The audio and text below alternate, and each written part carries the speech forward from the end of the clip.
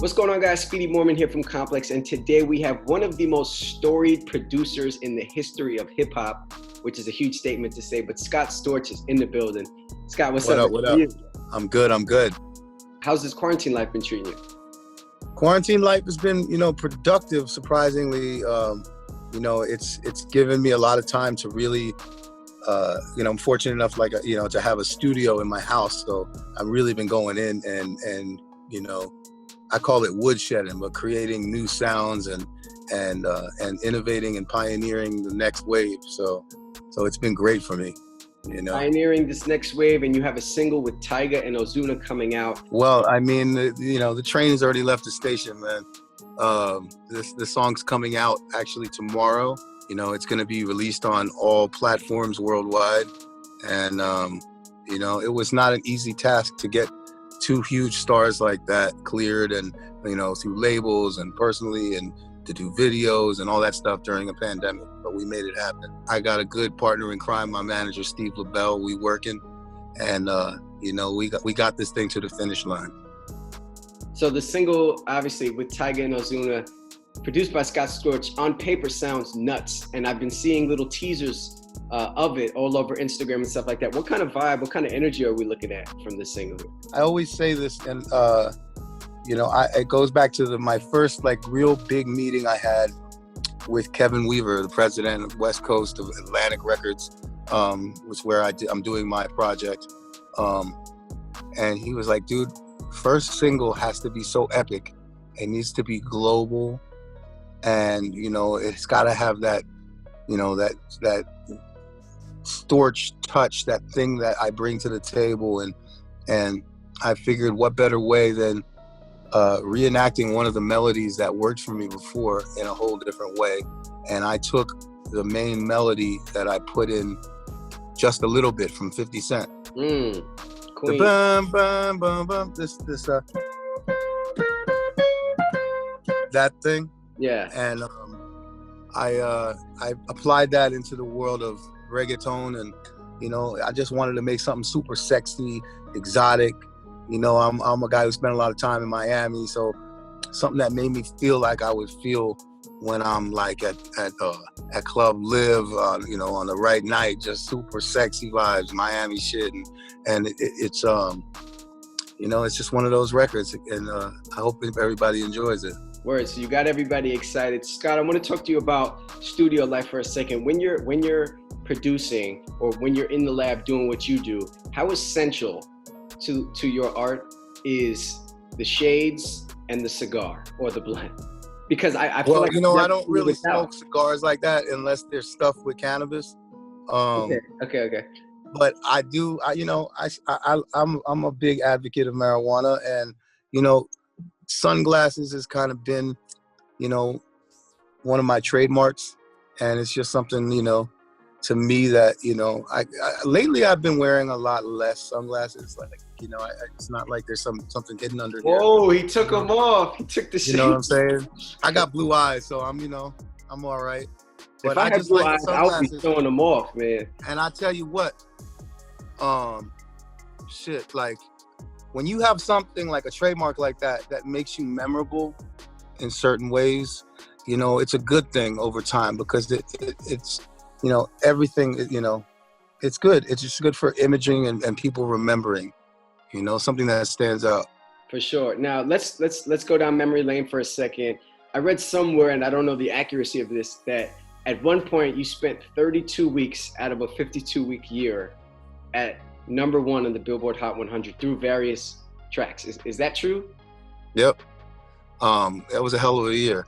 I released 81 singles that year, and my price tag was pretty high back then, so I hit the Forbes list and everything, at that time. And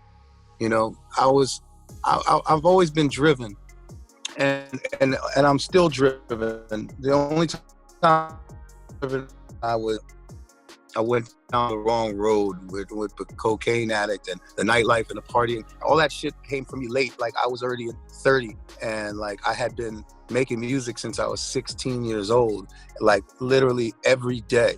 That was my whole life.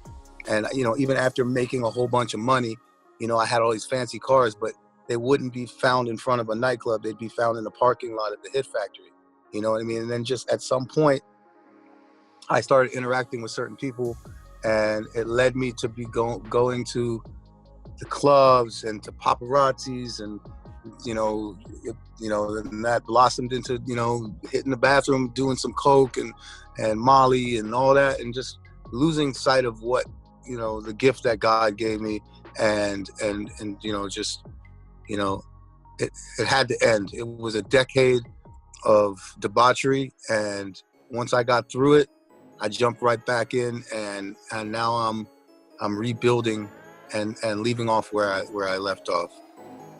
What year are we talking when you said 32 out of the 52 weeks, 81 singles? What year was this? 2006. So 2006, you said your price tag 2006, I broke every record that there was to be broken as a record producer. And I was heartbroken because I went to the Grammys thinking that I was going to get nominated for Producer of the Year that year. And I got overlooked because I wasn't like the poster child for NARAS, which is the National Academy of Recording Arts and Sciences, who does all the Grammy stuff. And if you do their panels all year and you're a good boy, they'll throw you a bone and make you Producer of the Year. Not having 81 weeks, 81 singles and 32 weeks at number one, and the number one and the number two song at the same time, and then they flip-flop and the number one becomes a two and the two goes to number one. Like, I broke all these records, longest running number one song in history that year, up to date, at that time. And I got overlooked by another producer who did like 2 songs that year from the Gorillaz, and that shit hurt me. And that's when I started spiraling out and acting out, and then it all went bad. How responsible do you think that defeat was for the VIN Spiral that ensued afterward? It was one of the pieces to the puzzle. There was a lot of things that were not right. And listen, I fucked up. What I thought was gonna be a bunch of fun, I didn't realize I was getting myself into something that's dangerous. It's like playing with fire. Like, it backfires and you get hooked, and not everybody has addictive personality. Some people can handle partying or whatever they do and get by and be a functioning, party animal or drug addict, whatever you want to call them. But that's very rare to me. It's usually something that no matter what, at some point implodes. And honestly, because that happened to me in my life, I'm very proud to say that on July 1st, I'm opening a 200-patient facility. It's going to be the first of its kind in Studio City, California. It's a 200-patient rehab center where we allow the use of cannabis. And it's called the Heavenly Center. And we abbreviated it for THC.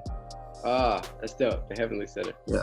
One thing I'm appreciative of always is how honest and open you've been about your journey. And I feel like a lot of people like to dwell on the negativity of, your story and the spiral, and about you losing all of the money and stuff like that. But if you had to think back to that time, when you did spend $100 million, on a positive note, what was your favorite thing that you ever purchased with that money?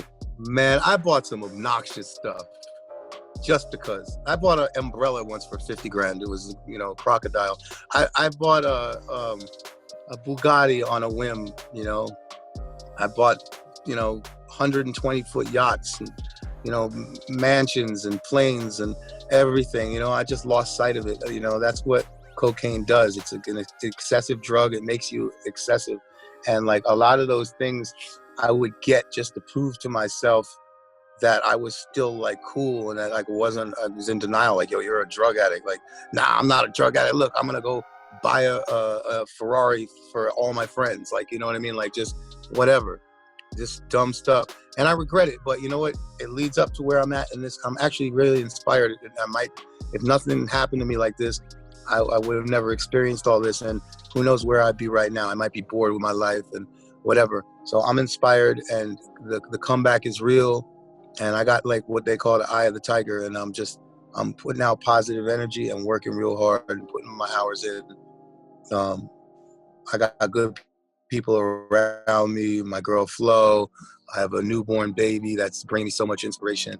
And Steve LaBelle is my manager. He's my drill sergeant. He's my brother. And he's almost like taught me the way to be a human being again, and taught me the way to break back into the music business the right way. And you know, I'm thankful for having all that.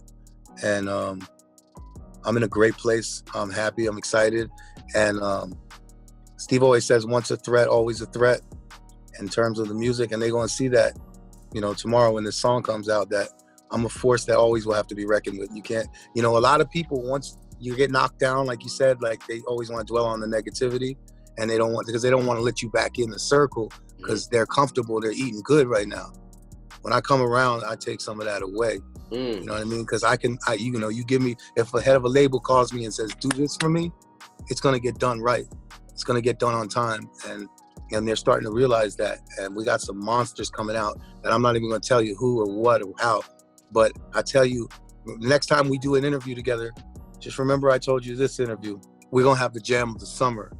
And on top of the one that I'm putting out tomorrow, it's one of the records I'm doing for somebody else's album, one of our biggest stars. That record's going to be the hottest joint of this summer. That's a big statement, Scott. I love that energy, though. I love that energy. Oh, yeah. At one point, back in 2006, when you were, 81 hits in a year and, 32 out of the 52 weeks, is it true that at one time you were charging $100K for a single beat, 100 bands? Well, you know what? Actually, it's close to true, but if it puts it in perspective, I did that year 81 singles, and each one of them I got paid $80,000 for. God, I don't even know what the math on that is. At least 80. 6.4, 81 times. I don't even know what the math is on that. It was good. Not bad, huh? I think it's I'm trying to do the math in my head. I think it's like 6.4 something. Anyways, yeah. Not bad. Not bad. I feel like Fat Joe, who's been, someone that you've said has stuck by you since the beginning of your friendship, even through all the hardship. But at the same time, I feel like he's one guy who won't let you live down some of the crazier moments in your life. Oh my God. He brings them up nonstop. Like, he loves it. Unprovoked sometimes. Just in an interview not too long ago, he said, quote, "Nobody has smashed more famous women in the history of mankind than Scott Storch."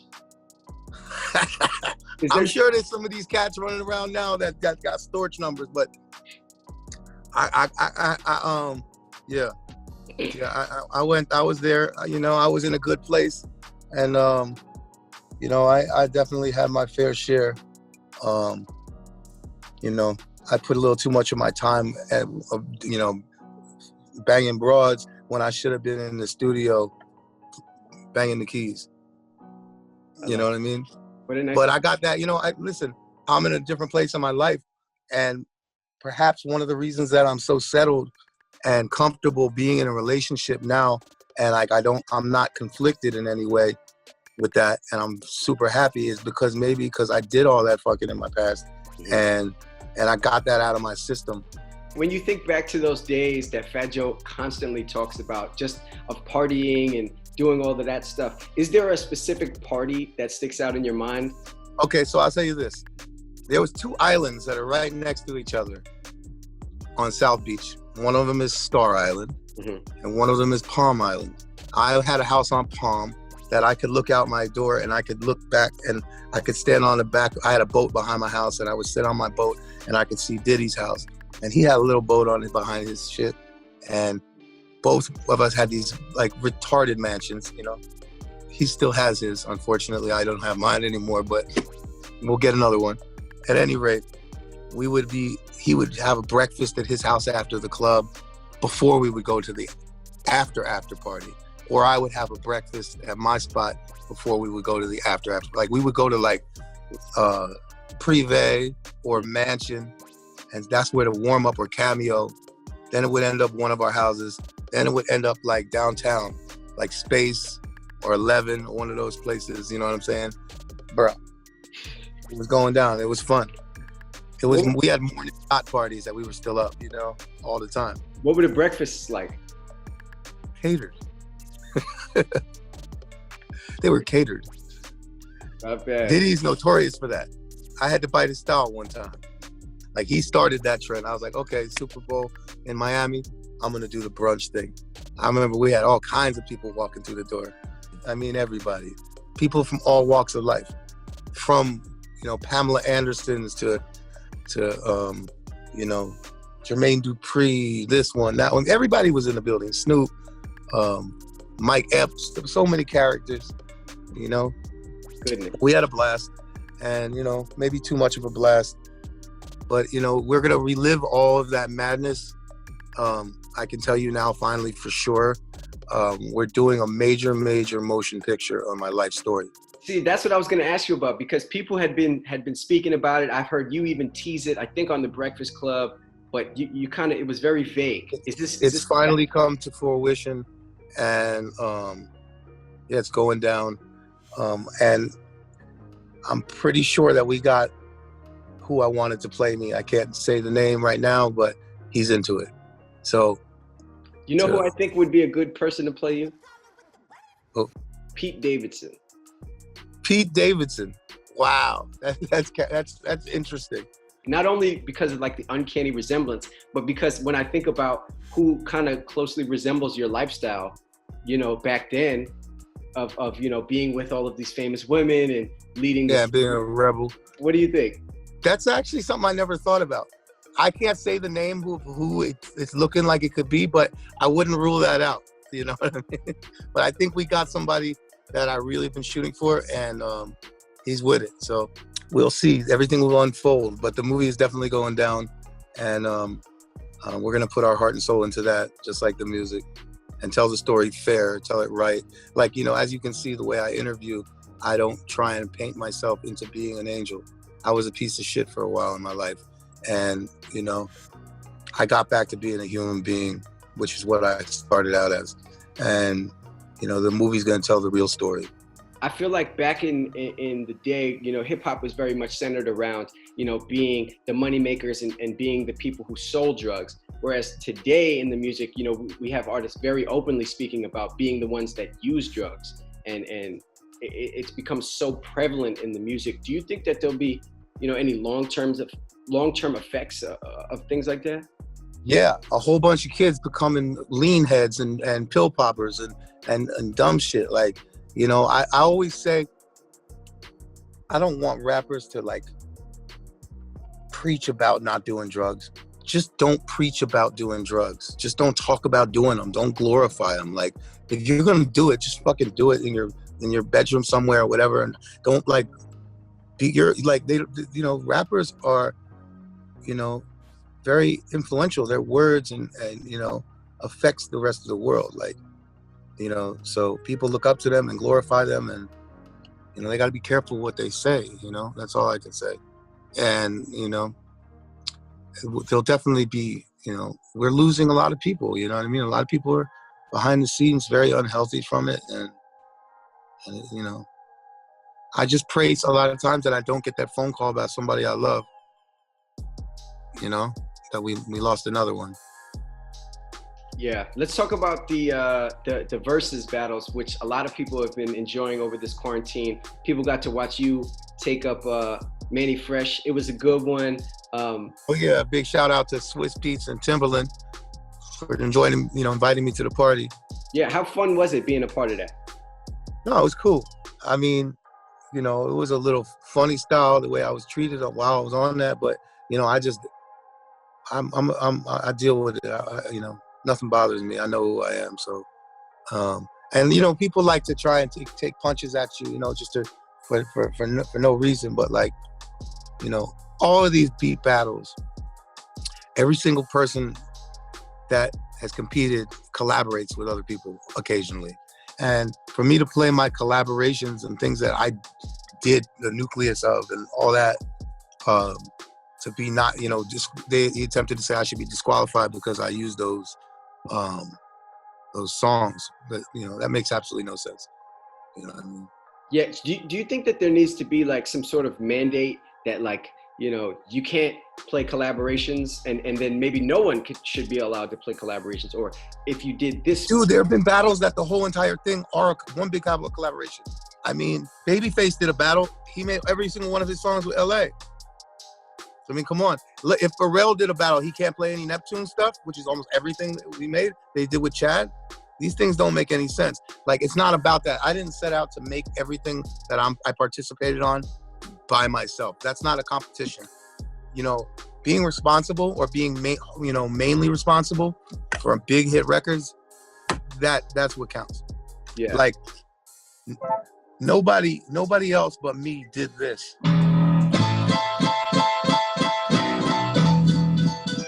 That part of the song is something I came up with.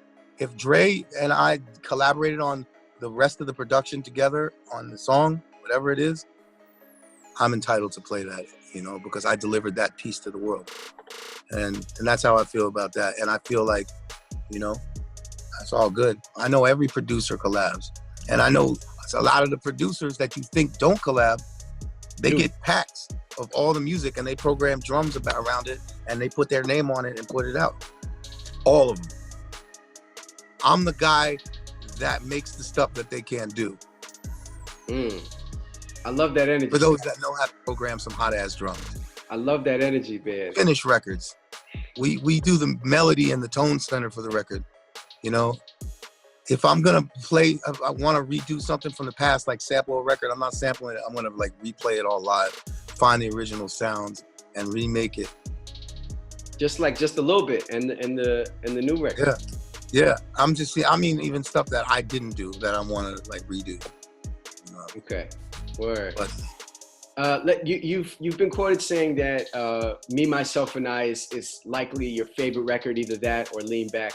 I'm curious though, who is your favorite artist that you've worked with, maybe consistently throughout your career? Someone that's just been a pleasure to work with. I mean, we can always start with Fat Joe. You know, Chris Brown is a brother to the end. You know, Beyoncé is one of the most amazing working experiences, working with somebody of that caliber. What's she like in the studio? She's awesome. You know, she's super cool. She's vocal about everything, you know, and she's got a vision and she knows what she wants and she knows how to interpret everything and she kills it. I mean, you know, you really don't have to work hard to record Beyonce, who sings with perfect pitch. You know what I mean? You know, you know, I've worked with only a handful of singers at that level. Barely anybody can sing like that. Like, you know, Christina Aguilera, I did an album with her. She was super talented and she had a vision as well. I mean, you know, being, you know, where I started in the roots, I was a member of a band and I got to experience that and how that works. And, you know, I learned a lot along the way. I learned a lot working with Dr. Dre. I learned a lot, you know, being around Timbaland and, you know, being exposed to being around with Jay-Z around and feeling that presence, you know. I think that one thing that most artists can say is that not all of their work is going to get the just due, right? And obviously we all know, you know, some of the most iconic stuff that you've ever done. But what do you think is your best beat that you have ever made? Whether it's, you know, a record that we know or not, maybe a song that didn't get the credit that you think it deserved. There's a few. I call them my greatest misses, not my greatest hits. There's a couple. I'm just drawing a blank right now. I'll come back to that. Okay, cool. I'm interested because I feel like a lot of times artists, you know, they're like, man, this is the best verse I ever rapped, but, you know, I knew that this one was going to take off and it didn't, you know, or it just didn't get the credit that it deserved. You know what? There was a record I thought was really cool that I thought should have been made a single, and it wasn't made a single. It was a record I did with Maya and Lil Wayne, and Pooh Bear wrote it, and I produced it, and it's called Lock You Down. And I thought the song was so fire, but for whatever reason, the label wasn't messing with it, and they put something else out. I leaked it to a DJ. They were going crazy over it, and then it just got shut down. Project shut down. It sounds like a match made in heaven. You, Pooh Bear, Maya, like that sounds crazy. Lil Wayne. Yeah, Wayne. Now, what is a beat that maybe you didn't expect to take off, or a beat that you look at and you're like, wow, this? I knew Let Me Love You from Mario was going to be big. I didn't realize it was going to be as big as it was, especially since when I brought it to the label, they slept on it. They didn't like it at all. Clive Davis, I brought it to him. He was like, this isn't even forget about a single. I don't even know if this is gonna make the album. And then 6 months later, somebody else at his label was like, Scott, this song is brilliant. Let Me Love You. And I'm like, yeah, I've been saying that. And it came out and it went straight to #1 and stayed there for a hot second. Is there gratification in knowing that something's going to be a hit and defying other people who think it's not? Yeah. But the bigger gratification to me is when you make a song for somebody and it's their first song, it's their first single they're ever releasing, and you go to #1 with it and you take them there. Like Mario? Yeah, well, no, that wasn't his first song. Like Chris Brown. Chris Brown, what was it, Run It? Run It. Yeah, we took him right to #1. It was just, and I remember being in the studio with him. He was a little kid. He was just about to turn 16. And he was like happy to be in the studio, super humble, super cool. And I told him, I looked at him, I was like, yo, man, we're gonna make a #1 song today. And we did. Crazy. Do you feel like, Scott, honestly speaking, do you feel like you get the flowers that you deserve? Because you gave Chris Brown his first #1. You got Eve a Grammy, and you almost, in his own words, you saved Fat Joe's career. Do you feel like you get the credit that you deserve in this game? People forget. That's why we got to keep reminding them and not rest on our laurels of what we've done, and just keep this new generations, let them see it all over again, because I didn't forget how to do it. So I'm just doing it again. If they want to throw the roses, cool. I've been getting roses thrown at me since the Verzuz battle, thanks to Tim and Swiss for, helping all of us and get us, boost us up, put us on a pedestal for a second. And that's all we ever really want in our subconscious, is like to be like noticed, like, yo, you remember I did all this? I'm not gonna go out and say it and be salty, like, y'all forgot about me, whatever. Right. I can't front, it feels good, but I'm not stopping there. I want people to tell me that what I'm doing right now is that shit. I feel like we're gonna surprise a lot of people this year. I feel like a lot of artists are so quick to claim or say that they'll never work with Takashi 6ix9ine again because of everything that's going on. I do think it's a little different though for producers and people that make songs. You and Tory Lanez, or you made a beat for him and Tory Lanez, which wound up being a pretty big song. Is that an artist that you would work with again, or do you feel like you have to, abide by these certain rules that hip hop has kind of made? Man, I don't know. I don't know how to answer that question without being like dragged out over it. So I'd rather not answer that question. But I feel bad for Takashi and what he encountered in his life, and it's partially his fault, but it is what it is. I don't turn my back on anybody ever. You know what I mean? There's always a way to get through it. Yeah. So yeah, it's fair, and fair of you to not want to answer, and I respect that. Especially you though, as someone who's been through so much, not turning your back on someone, I imagine is something that you would believe in. Yeah. Before all this happened, I remember being in the studio with Danny, and he was the nicest kid in the world, man. He was a cool kid, man. And I pray that he gets through all this stuff. So that's all I can say. For sure. Scott, there's the single with Ozuna and Tyga is coming out. When you say it's a single, it leads me to believe that there must be an album coming of some sort. Are you gonna go down the path that we've seen other guys go down, like Khaled, where he's kind of orchestrating a project and putting it out as his own? Is that what you're doing? You know what? I always mention Khaled when I talk about and try and explain to people what I'm doing with my project. And like he kind of like wrote the blueprint for your super producer to create and become the artist and have features. And it's a clever business move, as well as it's it's fun to create your own project. And so better late than never. I'm doing it, and I'm gonna have a bunch of hits on that thing. A lot of surprise features, and this first one's gonna be a movie. I'm holding you to it that you said that you're gonna have the biggest song of the summer. I'm excited to see what that sounds like. Oh yeah, I'm gonna have a couple of the biggest records of the summer.